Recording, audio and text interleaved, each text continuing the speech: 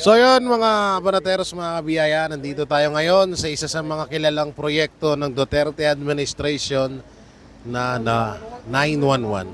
So tingnan natin kung gaano ka-epektibo, kaganda itong proyekto na ito at panoorin nyo hanggang dulo ang video na ito. Alright. As we say here in Central 911, Davao City Central 911, always ready here. I'm Sofia De Peralta, by the way, an emergency medical technician here at Central 911. For actually 4 years, 2 years ago, I was a call taker myself. So one of the few people you will hear through the telephone na magsasabi ng 911, what is your emergency? So I was one of them. And now I'm an EMT here. So welcome to one of our ambulances. This is the Special Ambulance 07.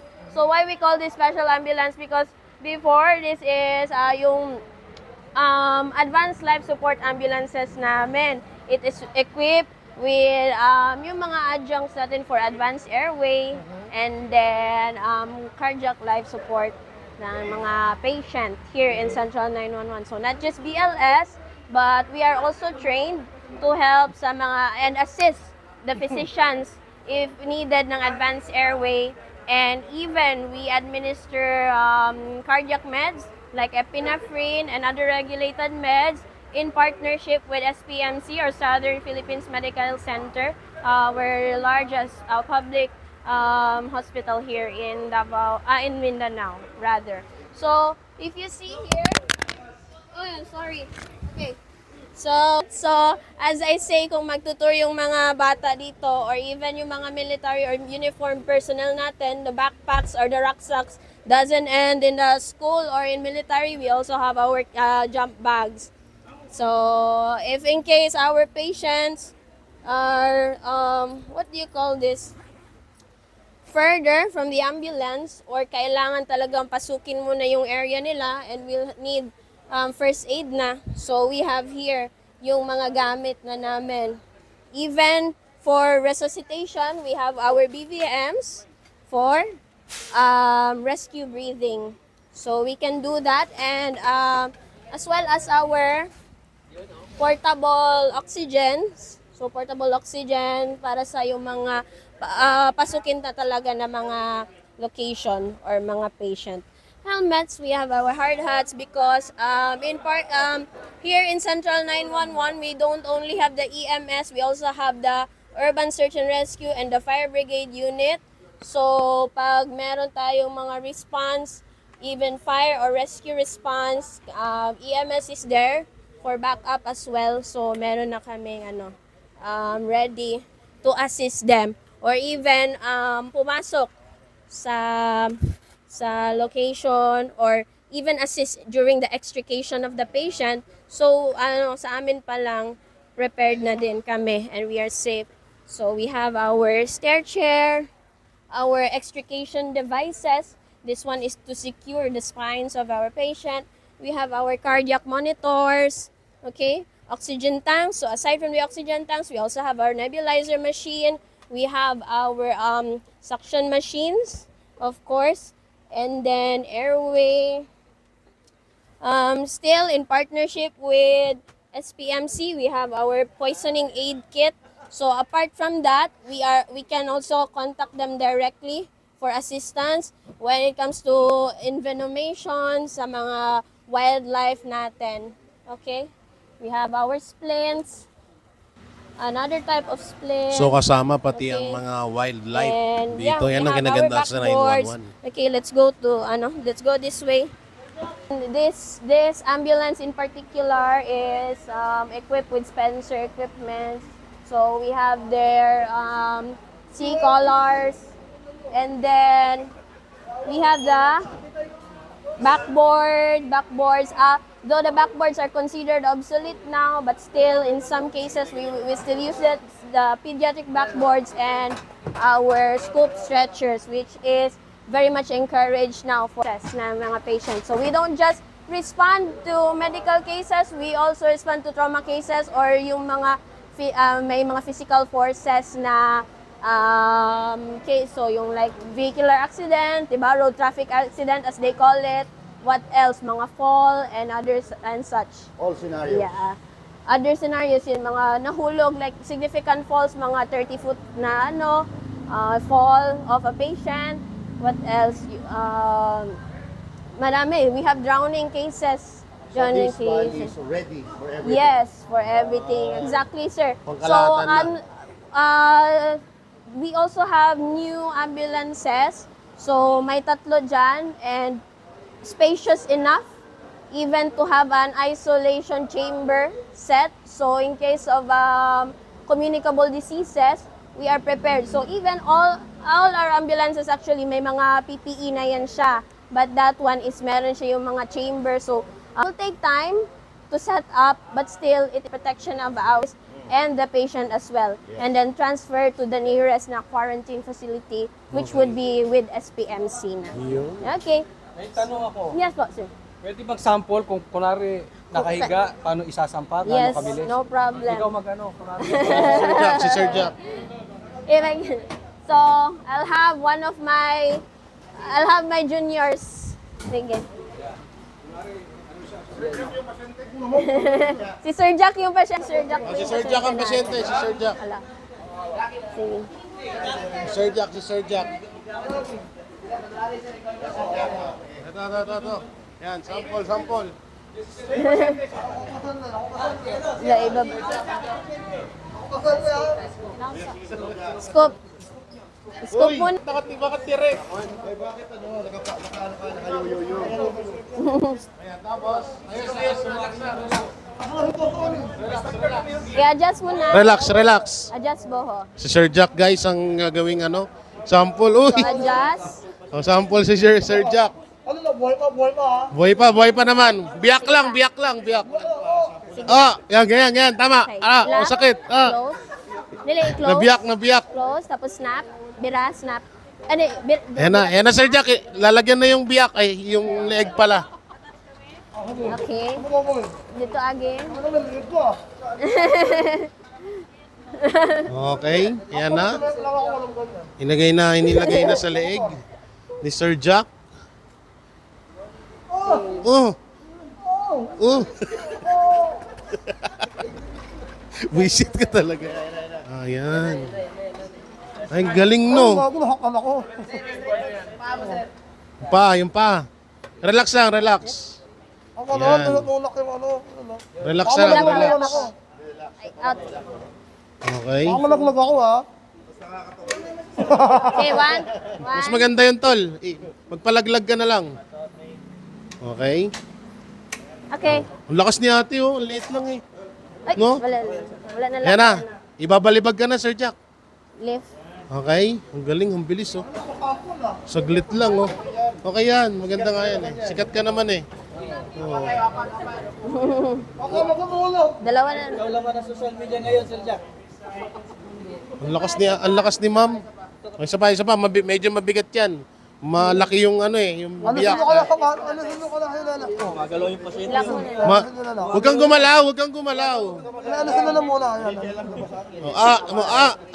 Oh, Ganun, dali. Hon! Aray! Uy, aray. Wow! Uy, gago! Aray! Hoy, huwag kang magmura. Up. Direct. Sabi lang, mabubuhay ko na lang ako. Mabubuhay ko. Oh, boy. Grabe, ang bigat. Oy, grabe, Sir Jack. Ano, nalula na naman ako. Nalula ka? Nalula? Magugulan siya. Hon! Lalay. Nasi ano. Sorry. Sir Joy. Galing mo. Galing, oh. Parang uli na ako ng lawit ah.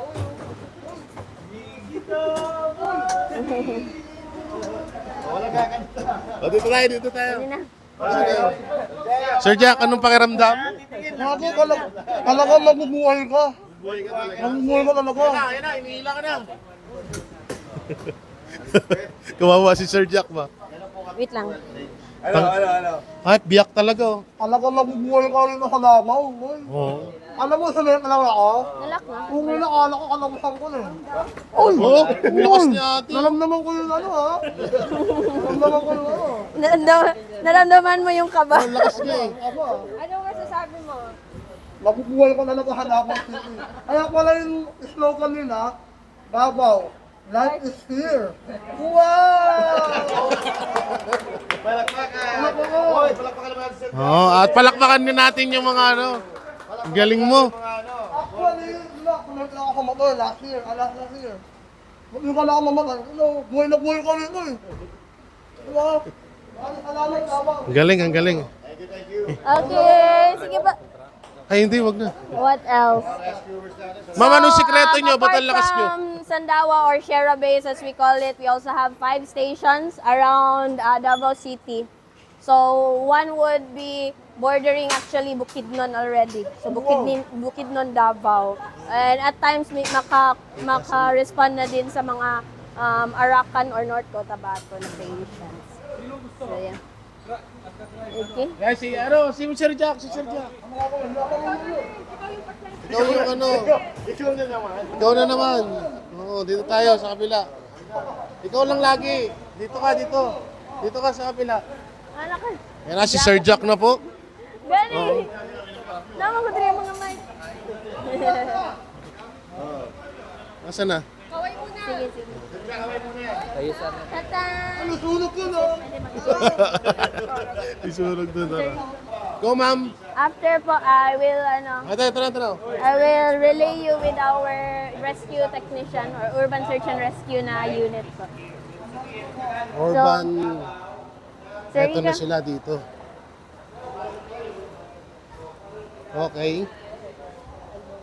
so we have Sir Rico to show you around sa mga rescue vehicle and what they do as urban search and rescue unit rescue technicians po. Punta kayo sa Operation Center sa aming Disaster Risk Reduction Management Office. Ay, sige po. Po. So sila naman yung mga Mag-explain. yeah, sa operations, yung citywide na din sila and yung mga barangays, they coordinate with. Sige, thank you. Ano ka rito? Ano ka? One of the operation staff po, operation center staff po. Yung ang mic niya, MYC. Okay po, sige po. Sige po, ang dami na naman. Sige po, upo kayo, sir. Ang dami nito. Makikita mamaya yung yung samal.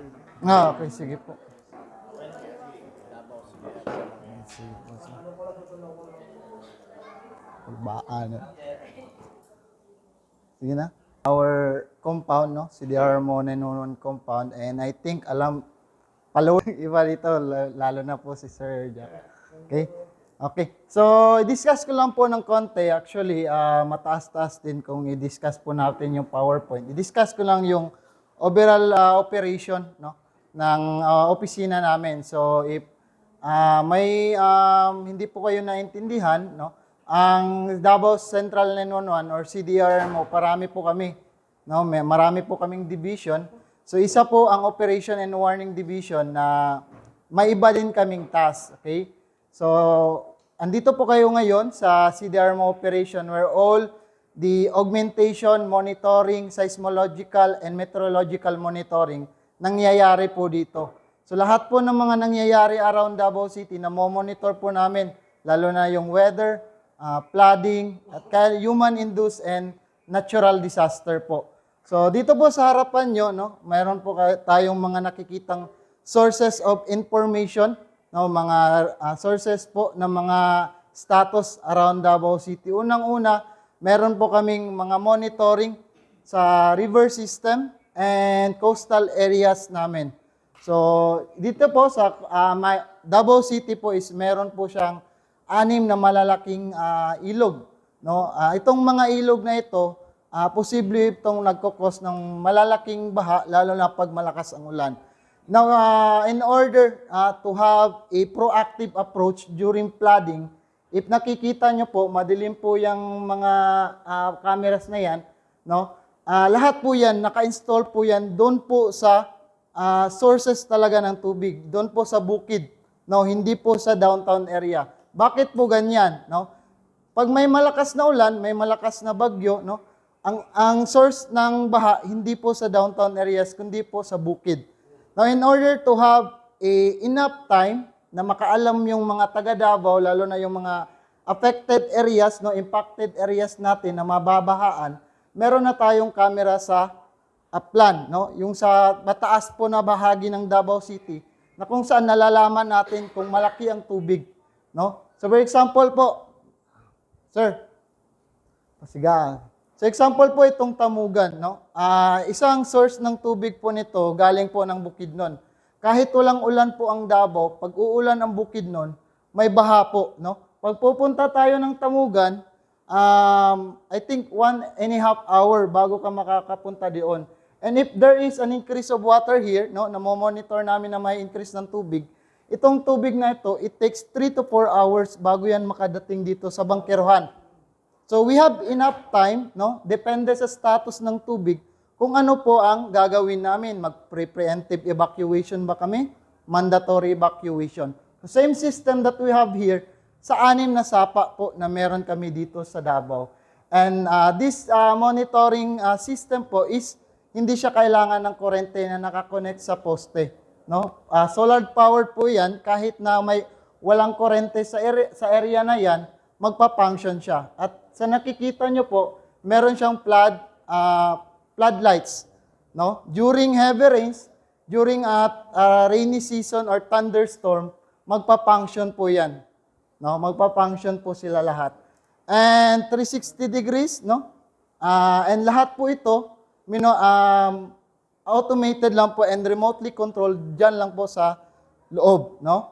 And 24/7 working po ito. So, itong opisina na ito, hindi po ito nawawala ng tao. Okay? So, isa ito sa trabaho ko. Then, we have also the monitoring po sa coastal areas, no? Na nalalaman namin kung anong status ng dagat. Kasi ang nangyayari dati, nagre-rely pa tayo sa PBOX, no?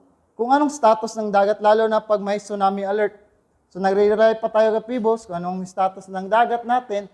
Now, in order to have a real time, maka-update kami sa taga Davao, lalo na kung may tsunami alert, we have this monitoring system na automatic nila live namin sa FB, sa social media namin, sinishare namin sa mga FB page namin to have a real-time update kung anong status ng dagat.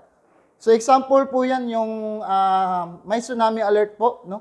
Na may lindol ang Russia. Now meron kaming kasali po ang Davao sa tsunami alert na yon. Now, in order to have an update, dyan po sa social media, lalo ng mga tao ngayon, no, nandyan na sa social media lahat, we make a live, no, like live po ito na nakikita na pinalive po namin sa FB.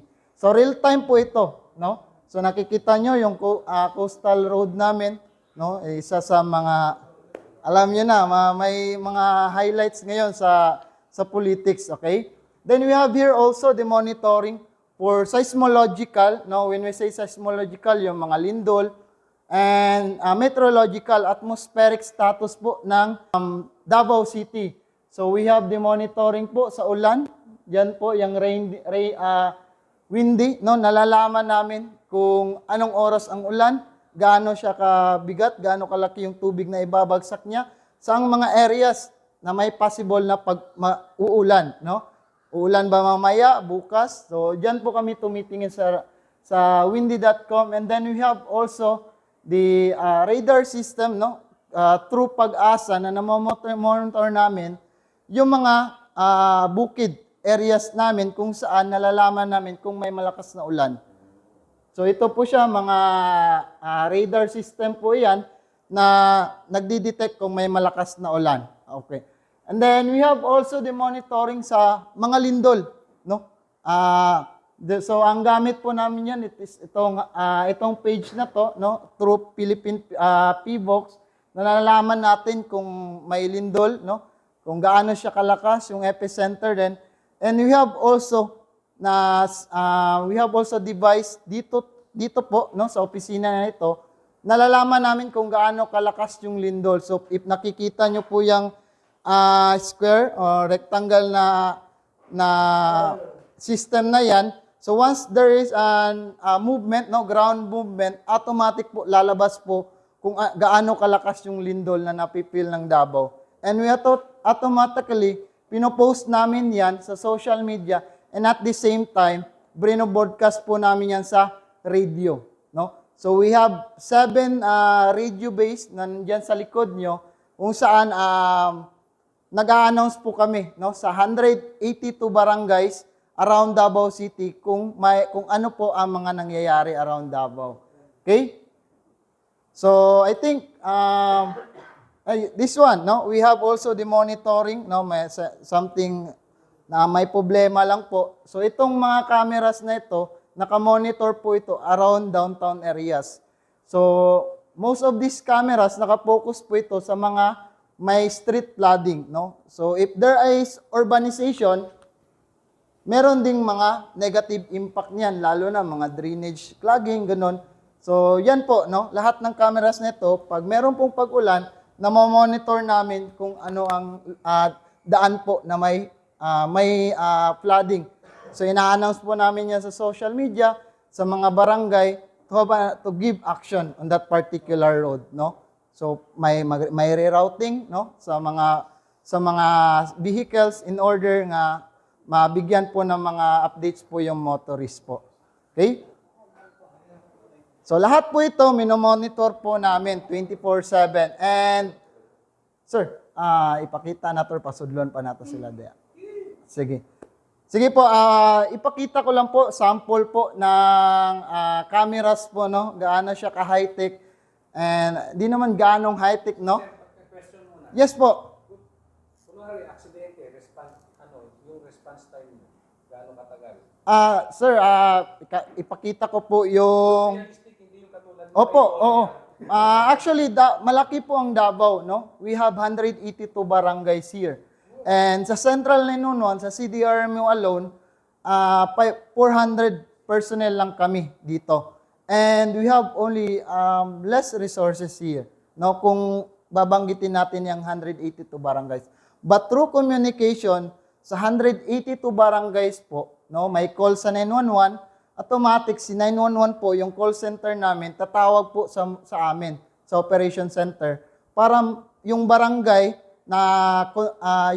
na malapit po and equipped, sila po yung first response sa area. While yung resources namin coming from here, mobiling na po, no? So may first responder na, so nalilesen yung oras ng response. So yung sinasabi nilang 3-minute response time, hindi siya effective dito sa Davao kasi malaki po talaga ang Davao. But through the help, no, through strengthening our community-based committee, no, BDRRMC, mga barangay responder, and also our volunteer groups, kasi marami pong volunteer groups dito, no? So hindi lang si Central 911 alone ang nagre-response sa isang particular na incident, no? Marami po kami. So ipapakita ko po ng saglit kung gaano kalaki po yung Davao. Okay. Inyo ko po. So yung sasagutin ko po yung tanong po ni Sir, no, kung paano po ang way ng pag-response namin. So through strengthening po ng mga BDRRMC and volunteer groups. So meaning po, hindi po lahat ng taga Davao nagre-rely po sa Central 911 alone, no? So ang ginawa po ni CDRRMO, since malaki po yung Davao, no, we give pre-trainings, no, pre-training simulation exercise sa lahat po ng mga barangay dito. Kung ano pong kayang ibigay ng Central 911 sa mga barangay and volunteer groups na particular skills, no, na dapat po sa kanila, binibigay po sa kanila ng free. So we have the same skills, no? Hindi naman tulad po talaga sa amin na medyo higher po, but enough and equipped to cater a particular incident or yung pasyente po, no? So we have we give community emergency response training. So mga trainings po 'yan tulad ng basic life support, basic firefighting, no? Road accident rescue, no? And lahat po 'yan, lahat ng mga barangay binibigyan po 'yan for free. Okay? So example po, ito po ng mga barangay, no? Ang total po na equipped and independent po, no? They are capable to respond kahit wala po ang tulong ni Central 911. No? For example, may sunog sa kanila. So hindi na nagre-rely automatic kay Central 911 kasi they have their own resources. So kami po dito sa Central 911, backup na lang po kami. So ganun po ang nangyayari. And dahil po, ang ibang mga barangay, yung neighboring barangay, they are also equipped. So, ang nangyayari, nagtutulungan po. No? Hindi lahat na pupunta ka sa Central 911. But through that system, nagiging proactive po yung Davao. No? Through Central 911 at the same time yung mga BDRRMC namin, yung mga barangay responders namin.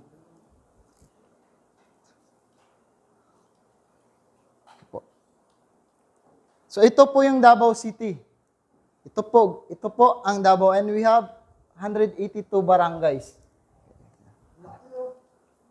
So ito po, and nandito po tayo ngayon, no? Andito po tayo ngayon.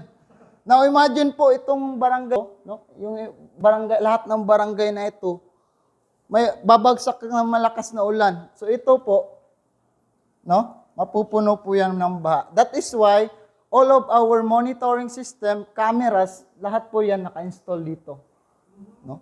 So, example po nung nangyari kay Cebu. No? Example kay Cebu, ang lakas ng tubig nun. Hindi na nakita yung gaano kalaki yung tubig sa taas. No? So, yan, isa din po yun sa kinonsider namin kung gaano yung monitoring system namin sa upland areas po namin. That is why, meron pong pag-increase ng tubig, kahit 3 to 4 hours pa datating yung tubig, may evacuation na po kaming nangyayari. Pagdating po ng tubig sa impacted areas, wala na pong tao. Kung meron man, yun na po yung matitigas. And paano po namin ina-address yung matitigas yung ulo? Through our city ordinance po, no? We have this Davao City evacuation ordinance, which is kung hindi ka mag-evacuate, pull out yung mga barangay responder and volunteer groups, yung police po at Task Force Davao, no? Yung army po ang kukuha sa inyo para po, multa or pwede kang makulong. Depende po. So, ganyan po yung practice namin. So, saan ka? Evacuate or may multa ka or makukulong ka. So, yan po yung practice namin dito sa Davao. That is why, if nakikita nyo po sa social media, talagang wala po kaming casualty. No? Pag may mga pagbaha, no? May mga lindol, kung meron man, iilan lang. Okay? Ito po lahat ng mga maliliit at malalaking ilog po around Davao City. So imagine po, pag lahat yan binagsakan na, okay po, sige. Muput. Yung color blue, malalalim. Yes po, ito po yung 6 major river system. And ito po yung mga tributaries niya, no? Mga creek, no? Mga maliliit na ilog, yan po, no? May galing pang Mount Apo na ilog, no? So, yan po lahat, maliliit. And itong blue po is major river system po yan. Then, let's proceed po sa early warning system ng Davao. Excuse po. Let's forward po sa early warning system po na meron kami. So, dito po sa Davao, isa po sa priority namin, hindi po yung response talaga, but through our early warning system. No? So, ang nangyayari kasi, pag puro response lang yung dinedevelop natin, wala tayong proactive approach, marami talagang pwedeng mangyari, no? Mga negative. So, we focus on early warning system. So, lahat po, most of our budgets, dito po napupunta sa early warning system. Unang-una, visual monitoring. So, ito po yung mga nakita nyo kanina na mga cameras. So, we have a monitoring po sa coastal. So, 360 degrees po yan, powered by solar, and 24/7 po yan nakaandar. No? So, ito po yung budget niya. 5 million po. No? And then, forward po tayo sa... So, lahat po ng cameras na yun, no, naka-install siya from northern area up to southern area ng Davao City. Okay? And mostly doon po sa mga impacted area na may tsunami. So, okay, next. Ito po, river monitoring. So, ito po yung sinabi ko kanina. No? We have 6 major river system na minomonitor. Ito po yung budget niya. 13. And madadagdagan pa ito this year, no?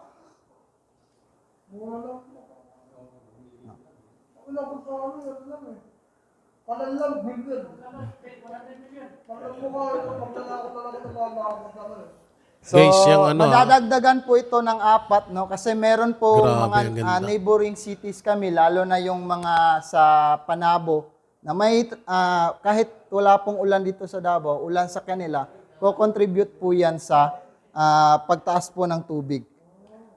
So, okay. Ano ba talaga, ano yung nakataas ng mapa ng Davao? Saan po, sir? Ano bayan mo? Ano Ito po, sir, is yung, yan po is Panabo City po. anong bayan? Ano, Davao, ano, Davao. Davao del Norte.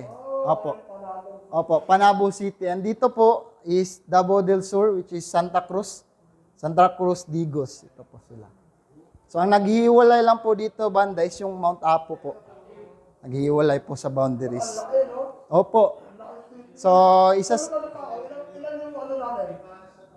Nakalaki ng Davao City. Ilan yung district nito? Dalawa? district po, 3 po. 3 po. Pangatlo po, I think pangatlo siya sa pinakamalaking city sa Pilipinas. And when it comes to opo, and then when it comes to land mass, no, land area, malaki po ang Davao talaga. Opo. No? So, sa north part po, northern area, dadaan ka ng Cotabato kung pupunta ka doon sa Baganihan area, yung malapit na po sa Bukidnon. Okay? Sige, forward po tayo. So, ito po. Then, pinaka-basic po na pwede nating ipabigay, no, dissemination of information is through this signages po. Marami po ang na-install dito sa Davao. So, ito po yan lahat, no? Tsunami, flood, earthquake, and yan po. Okay? So, ito po, then, ito, makikita din po natin na ang mga flood controls po din namin dito. No? Opo. Oh. So, dito po kami nagre-rely, no? Kung ano pong decision, your public advisory, ang i-release namin. So, pag ang tubig po andito na, no, sa orange or red, ang ginagawa po namin dyan, it's either preemptive evacuation or forced evacuation. No? Depende po sa lakas ng ulan, continuous ba yung ulan, or kung anong, saan po banda na ilog. Kasi iba-iba kasi yung kayang ibigay ng, yung 6 na ilog, iba-iba yung kaya ng ibigay na pagbaha po. Depende po sa topography ng area. Okay? Next po. Then other way, no, to disseminate information is through lead wall po, no? So, for example po, nagbibiyahe ka, hindi ka taga Davao, tapos may tsunami alert, no? Hindi ka nakamonitor sa radyo, hindi ka nakamonitor sa social media. In order for you na malaman na merong ganyan na update, no? Meron kaming digital billboards po, no? So, lahat po ng mga announcement ng city government, CDRRMO, lumalabas po dyan. And mga alerts po, lumalabas po dyan. Okay? So, 3 po yan, no? Ginagawa pa yung 2. Okay? Then, radio communication system. Now, ang nangyayari po, pag down po yung mga telecommunication natin, wala pong nangyayaring communication between barangays, no, and other concerned offices. So, marami kaming radio, no, nga kahit walang load, kaya niya mag-transmit, no, mag-disseminate ng information around Davao City. So, andyan lang po yan sa likod. No? So, lahat po ng mga barangay, nag-update po yan sila time to time. Kung anong weather, may sunog ba, may vehicular accident ba, may landslide ba, or kahit ano-ano po. No? So, ito po.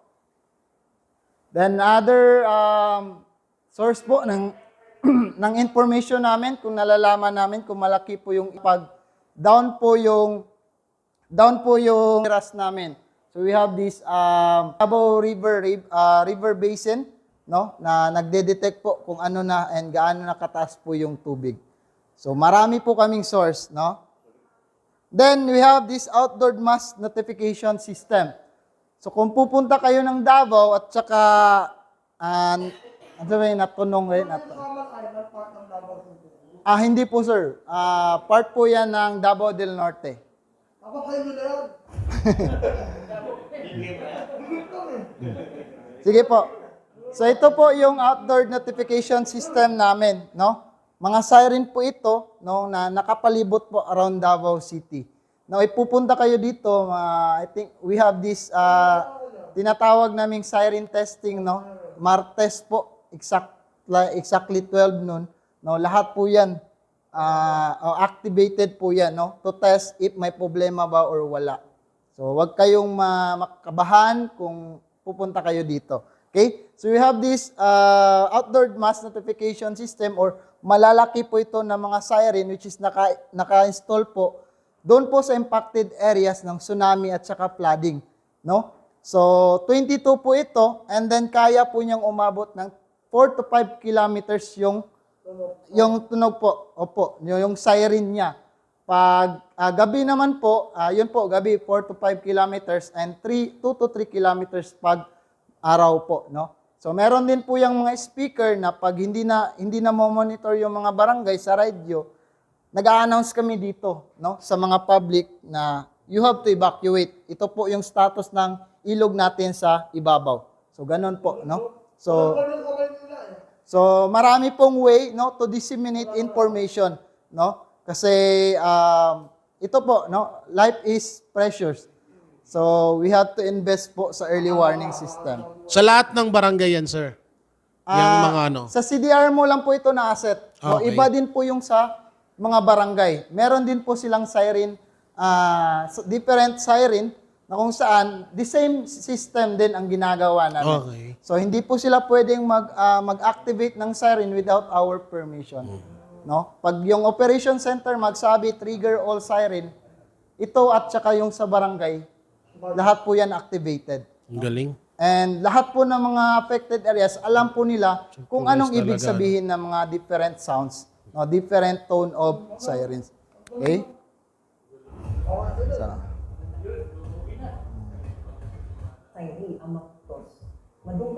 So yan po, no, ang sample sa kanyang tone, no? So we Yan have daw yung also ingay. alternatives, no? Pag Manual di po, bell. Hindi po yan ma-activate, meron kami mga bells po sa mga chapel natin. Daming ano. Galing. Okay? So well coordinated option po nila. talaga lahat dito. Okay, sige, let's move forward po. So ito po lahat, no? Ang mga assets, no? Devices, early warnings po na meron ang Davao City. And other way of disseminating the information, no, related to disaster, our disaster radio. So we have the Davao City Disaster Radio. Lalo na yung mga tatay natin, nanay natin na hindi mahilig sa social media, mahilig sila makinig ng radyo. So we have this radio, no, disaster radio na nag-a-announce kami kung anong mga updates, no. So pag meron po mga thunderstorm advisory, mga weather disturbances, automatic po nagla-live din sila, nagro-broadcast din sila through radio. Okay. So ito po yung page namin, 24/7 po yan, no? May nagmo-monitor. Then, sir? Yes, yes. Yes. So we have, I think one po, yung followers po namin is 350 na. Wow! Ngayon po. Opo. Sige po. Nakakomenta. So ito pong compound namin, no? Ito pong CDR mo compound is malapit lang po sa dagat. So pag meron po talagang malaking tsunami na mangyayari, automatic wala pong mangyayaring operation dito. Now in order to continue the operation of CDR mo, no? No, maka-contact kami, maka-communicate kami sa mga barangay, we have this emergency operation center or mobile command vehicle. Ito po siya, no? So pag meron pong nangyayaring incident na makakompromise po yung office namin, we have to go sa safe areas natin. And ito po yung ginagamit namin, itong communication band. So kung ano po meron kami diyan sa loob, no? Mga radio, computer, wifi, antenna, andyan po sa loob ng sasakyan na yan. No? Pag meron, we need to evacuate this area, automatic po aandar yan. Pupunta yan sa designated safe area namin. And dun po, we will continue to operate. So walang mangyayaring saan na ang CDR mo, saan na ang 911. Yan po. Dahil meron po ito. Continuous po yan. Okay? Okay. Sir, ikaw pwede mas explain mo. Murag mas ikaw maka-explain. Sige po. Sige, dito. Sige, tama lang. Tatabihin lang ako, sir. Good evening, ma'am and sirs. No? So, 911 operates on the CARED system, no? Or computer-aided response and emergency dispatch. No? All of the vehicles ng mga response vehicle, mapa mobile police or patrol, meron kaming jeep, may locator sila. So, we will know where are they exactly and which vehicle to dispatch to the nearest incident or accident area. No? So, ambulance, fire trucks, police cars, nandiyan yung CARED system. Also, malalaman namin kung what type of emergency. Is it police case, medical case, trauma case, or fire case? Nasa CARED system yan. Which was developed by our ITs nung panahon pa ni PRRD. No? During the start of 911. By the way, 911 started, was born September 27, 2002. So it's already we're 23. going on our 24th year. Still kay PRRD. Di yan kay Bongbong Marcos. Okay, klaro. Okay. PRRD insisted that ang emergency number would only be 911, nothing else for Davao. So, ngayon, ginagaya na sa Manila. Meron na rin 911 sa Manila eh. Pero, dito, it all started here. 911, tatlo lang yan worldwide. US, Canada, and Davao City. First in Asia po siya. First in Asia. Unlike US and Canada, no, all services of Davao 911 are free. So this is where the taxpayers' money goes, no? Yan ang Mahal ang bayad sa US din pag nag-911. Opo. Parang taxi yan. Pag sakay mo pa lang sa ambulance, umaandar na yung metro. Sa ambulance na US and Canada. So, unlike here, completely free. From meds to oxygen to simple tape na micropore, it's free. Sige po. So, So, nasakyan ako dati, pa-explain mo. Kaya ko tama kung hindi. Yung Grab daw may mga camera. Yes. So, doon nila nakuha yung yung Grab, may cameras na yung mga Grab cabs. Kasi si PRRD before, nagda-drive ng taxi, no? So, to monitor the safety of the city, no? Naka-undercover yan, naka-wig, naka-baseball cap, no? So, diyan na nagsimula yung, okay, it's time to put body cameras or mounted cameras sa vehicle mounted cameras sa mga cabs or sa mga Grab. So, Ano yun, sir? Galing sa government? not all required. required. Para pag dumating kayo sa airport, di ba?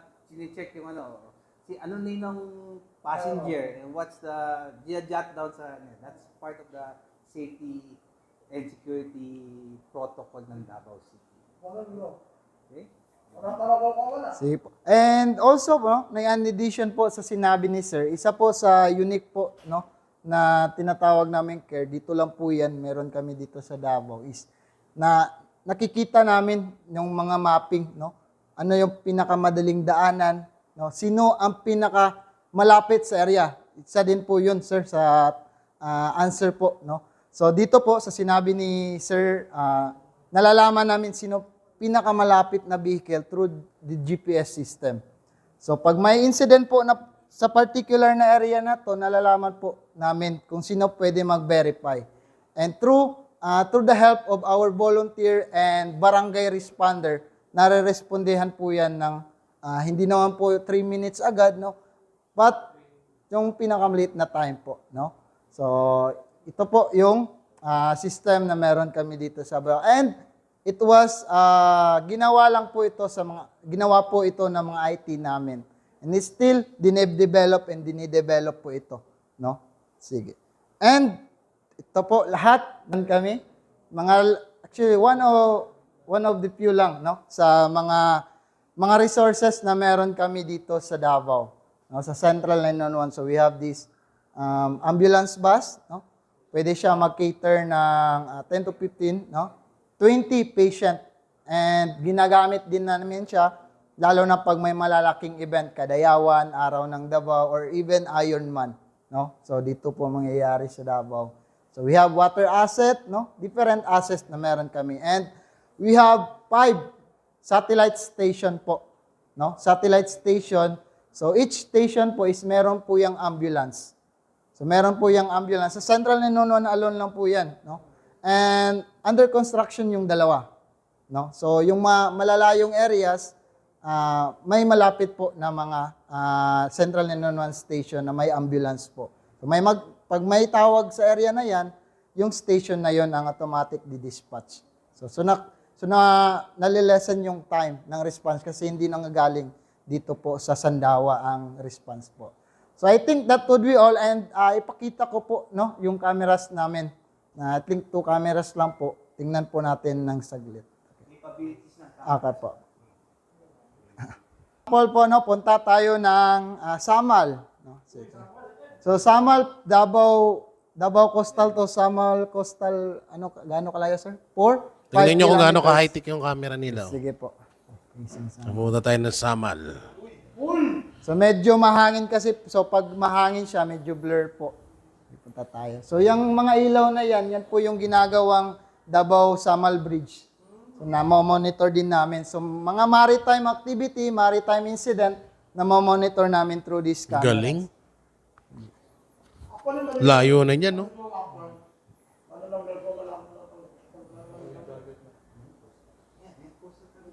Ang galing, ang galing. Kahit yun, no? Napapala. Uy! Grabe. So I think 5 High-tech kilometers na po. Tama ba, sir? 5 kilometers? Ang Samal Davao? Mga na, sir, na. So 5 kilometers, 5 no? kilometers. Yung layo niya. Ipunta tayo ng Bago. Mas klaro ang Bago. Ang galing. So, yung coastal road po. Until Zoom siya, PTZ. Nasusum. Kahit nasa Pag may pakalayo. malalaking sunog po, no? Lalo na isa lang yung color. So, minomonitor po namin sa camera yung mga black smoke pag positive po siya. Yes po, no? Yung sa starting line ng coastal. Coastal dito po. Zoom na, zoom. Meron dyan? Okay.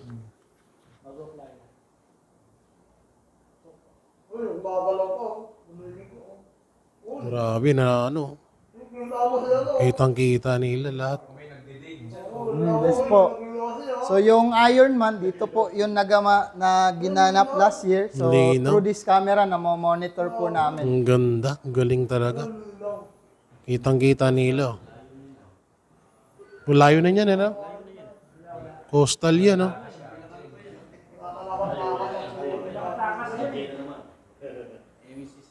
Ang linaw, oh. Oo nga, no, pag mahangin nga, medyo ano siya. Medyo blur po siya, sir. No, linaw, oh. Kasi easterlies po tayo. Dahil po sa weather system din natin, kaya mahangin. Grabe. Kasi sa Maynila, walang zoom in. Pork eh. Walang zoom out. So ang kaya po niyang ma-zoom, I think 4 to 5 kilometers po, no? Sa Maynila, sa Cavite. Ayun o, naglalakad ako. Ayun, nakikita mo diba? Sa Cavite, sir. Sinip ko lang sa Cavite. Kasi ninakawalisan ko lang eh. Pinapasok ko sa bangko, wala silang zoom. Ayun. Linaw, oh. So medyo madilim kasi sa dagat po. Zoom out.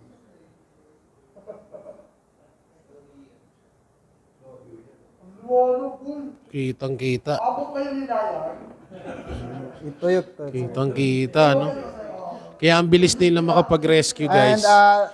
through these cameras din po, hindi ko po nasabi kanina, namomonitor namin lahat po, no? Hindi naman lahat, 80% ng local weather status yun. ng Davao, no?